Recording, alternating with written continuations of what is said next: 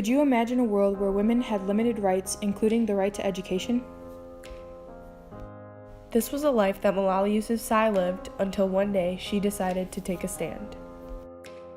She was born on July 12, 1997 in Pakistan.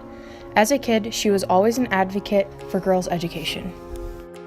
She lived under the rule of the Taliban, who prohibited women's education, but Malala would not settle for that and proceeded to go to school every day. Because of this, the Taliban then issued a death threat against her. On October 9, 2012, she was shot in the head on her way home from school. But against all odds, she survived. She continues to share her story and speak out on the importance of education. On her 16th birthday, she gave a speech at the United Nations.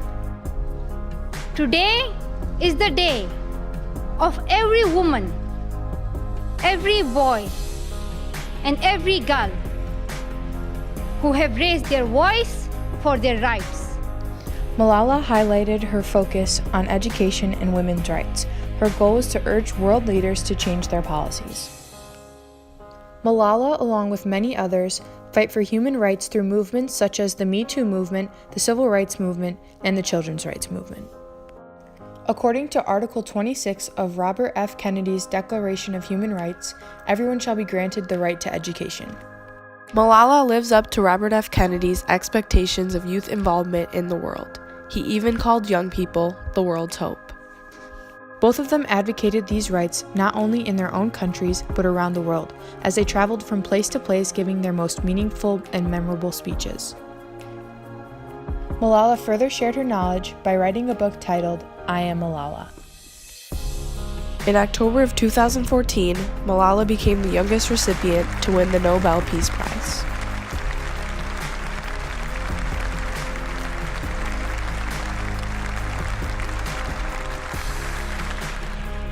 Today, Malala is receiving education from one of England's most prestigious places to study, Oxford University. She has been accepted to study philosophy, politics, and economics, furthering the knowledge she always desired to have.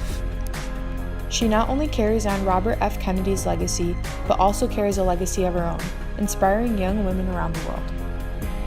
Would you take a stand for your rights, even if it meant sacrificing your life and the lives of others around you?